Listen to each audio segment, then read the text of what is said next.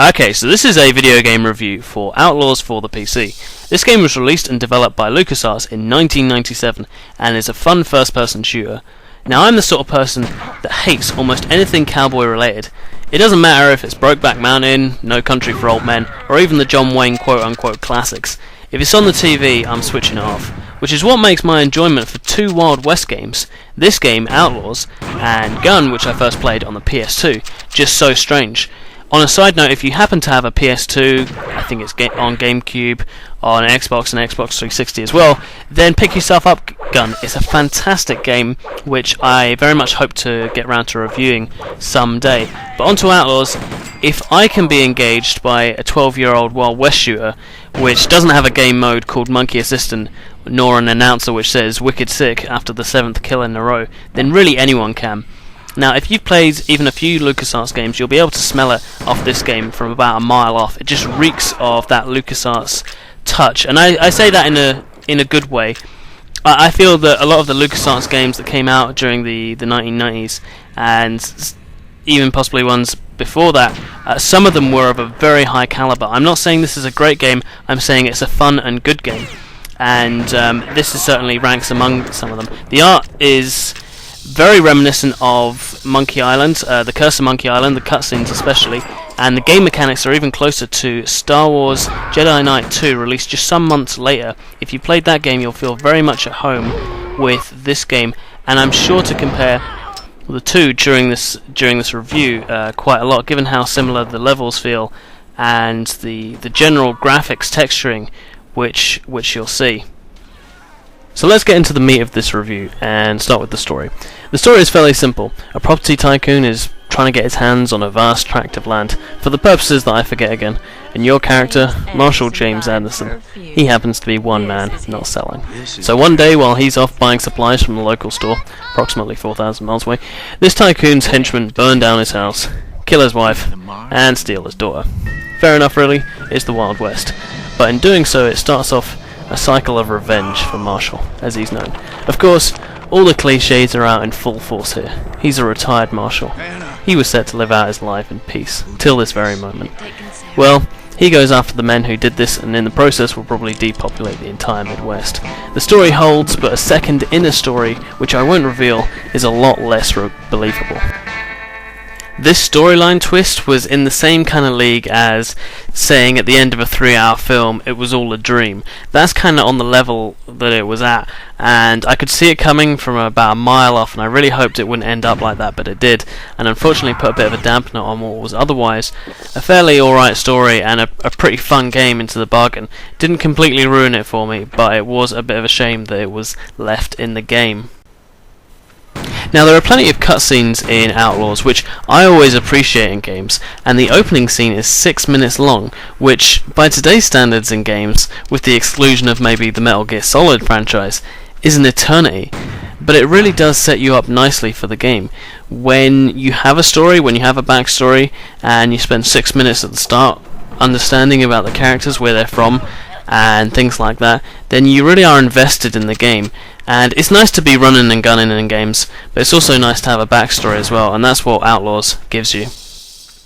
So now into the game itself. It's a fully functioning shooter. You'll be walking around levels, shooting anything that moves, finding keys, opening doors, doing a few puzzles, and then killing a henchman at the end of each level, and then you're treated to a cutscene and it's into the next level. The henchmen are kind of like your boss characters, but they don't have a bar for health, and there's no particular tactics to it. You just shoot them with whatever gun you have. So that's quite nice. It's fairly straightforward, and they're pretty difficult. If they get a shot on you, you're usually dead, so you have to be pretty good with your aiming as well. There are 9 missions in the game, and the game's difficulty on medium setting I found to be very manageable, which was quite nice. There's nothing worse than a game that you're playing on easy and it makes you feel like you're 3 again or something. So while I died more times than I could count, it was never more than a momentary setback.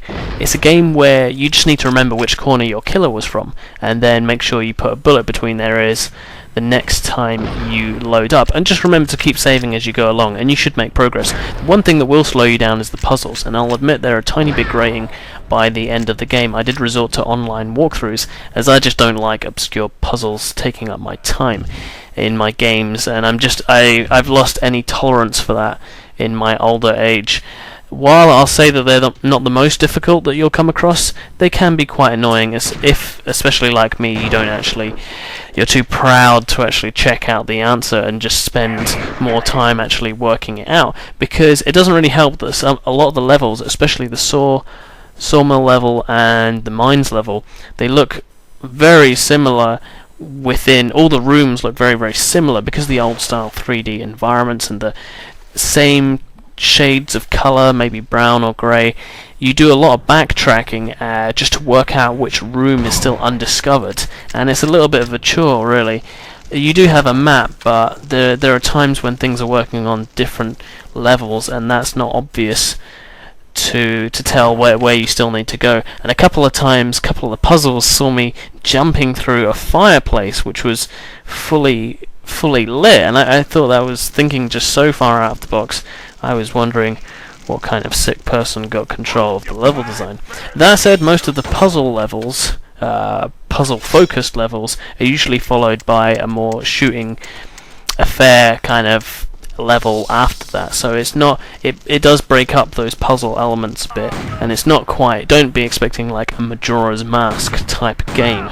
It's certainly not that, but there will be a few times when you may have to use your noggin or do a bit of backtracking. The game functions as you want it to. There's a crosshair option, which I didn't expect coming back to this so many years later, and for our generation it's probably the more natural than the arrow key controls. The gun selection in this game isn't the strong point, as you'll probably just use the pistol and the rifle for 90% of the time, at least I did. The shotguns I found were great against one enemy if you got your shot on target, but you're usually surrounded, and these weapons are very slow to reload. The dynamite I only used twice in the entire game, and once was for a puzzle. Also, it must be said that the enemy AI isn't great. They sometimes miss you from right in front of you. They'll turn their backs on you when they're in the middle of a shootout and run in just strange directions. However, thankfully, this is offset by the fact that no matter how easy the enemy are to kill at times, there is just a whole host of them, and they can do damage when they put their minds to it.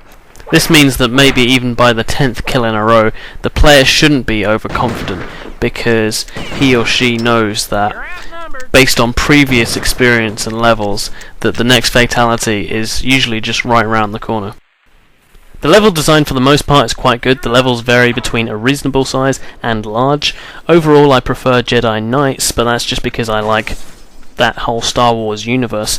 But the town levels are nicely done in Outlaws, the buildings look authentically Western, there's nowhere near as many levels as in Jedi Knight, it's perhaps more streamlined and less chaff, but there are an extra 5+ missions in the historic missions mode if you're dying for more. These are more difficult, more enemies, greater replay value. I think splitting up the game in like this was overall beneficial.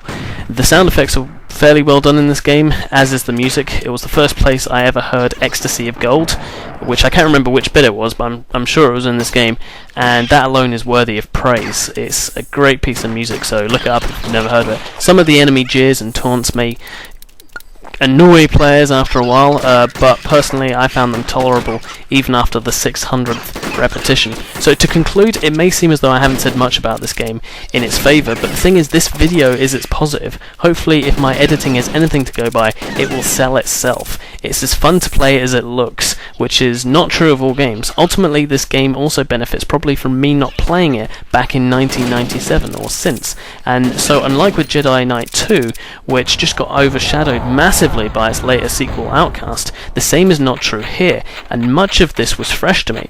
This isn't a great game, but it's fun, and should easily give you a solid week of enjoyment if you don't play it marathon style. The story may be a bit contrived, especially the secondary story I mentioned, but and there may be no kind of BFG, although there is a cool kind of Gatling gun right near the end, but this is what games are about, enjoyment, and you should be able to get your fix here. So I give Outlaws a 7 out of 10, and that's me.